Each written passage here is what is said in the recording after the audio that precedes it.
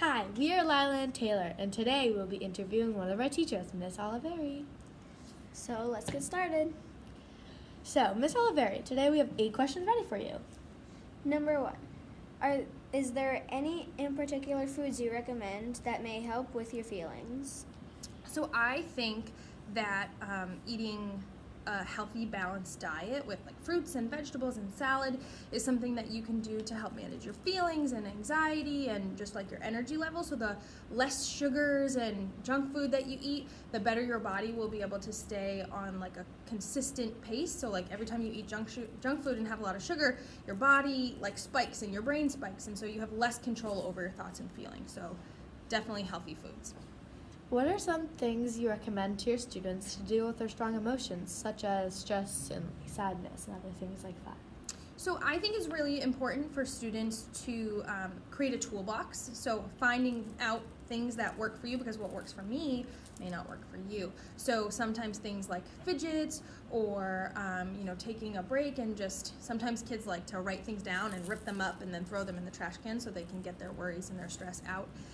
And the other really important thing is for students to find somebody that they trust, especially an adult, that they can share some of their worries and fears with. Where do you get some of your tools to help deal with stress?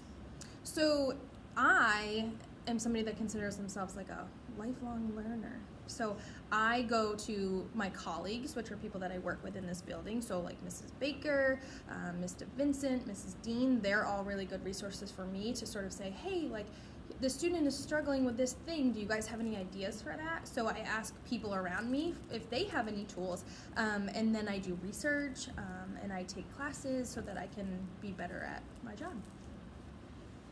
Do you think sleeping can help you get over your strong emotions? Yes! Sleeping is so important for kids and adults to manage their emotions. So, the less sleep we get, the more irritable we will be, and the less tolerance we'll have to deal with challenges throughout our day. So what do you think a good bedtime would be for an average 5th grader? So that depends on your family and how your evenings look with your family. We definitely want kids to get a solid 8 hours of sleep. That's really important. But everybody's afternoons look a little bit differently, so whatever works best for your family. But the key is consistency, to have the same bedtime every single night so that your body knows what to do, and making sure that you are not using technology or TV right before bed, because that tricks your brain into thinking you still need. That's my parents have been working on to get rid of for us. Yeah, because it makes it hard to go to sleep because your brain still thinks there's important information. So what is one of the most emotionally challenging things that you've ever had to deal with? So I think for me, losing people in my life that I really care about, like my grandma. I was very close with her and lived with her for a while she was suffering from Alzheimer's, and eventually she did pass away. And so that was something that took a lot of strength and reaching out to other people for me to get through. So that was hard. What in your life made you want to do the job you are doing today? So I've always wanted to work with kids. I love working with kids. I love teaching kids. I love seeing that light bulb moment when a kid finally understands something that they didn't get before.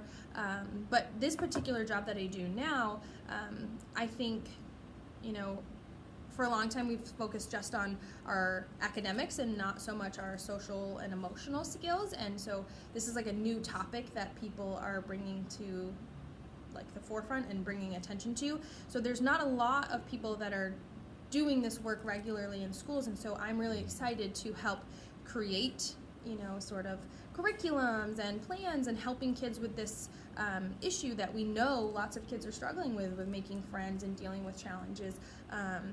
So I like to sort of do new things and kind of be a pioneer. What are some of the strategies that you use to help deal with your frustration, sadness, and other emotions like that? So I really love meditation. I think it's so powerful. Just taking like 5 minutes to decompress and be quiet and really focus on myself and let go of some of the things that are stressing me, that's really helpful for me. I have a great support system of friends and family that I can talk to. That really helps me a lot, and they give good advice. Even if I'm wrong, they tell me that, oh, Sam, you're overreacting.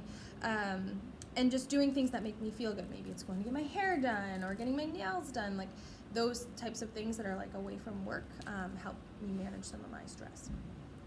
Do you think talking about your feelings can help get rid of like the bad feelings? Absolutely. I think having, like I mentioned before, having somebody, either a friend that you trust or definitely an adult that you trust to be able to talk to really helps, because bottling it up is just going to make you feel worse.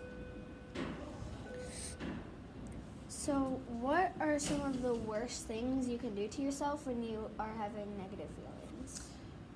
Not doing anything about it is definitely something it's not going to fix the problem. It's just you're going to sit there with those negative feelings, and that feeling is going to get bigger and bigger the longer you sit with it, and not talking to anybody. So if you take that burden on yourself and you just sit with those feelings and don't tell anyone, that can be kind of dangerous for kids if that feeling gets too big. So that was the end of our questions.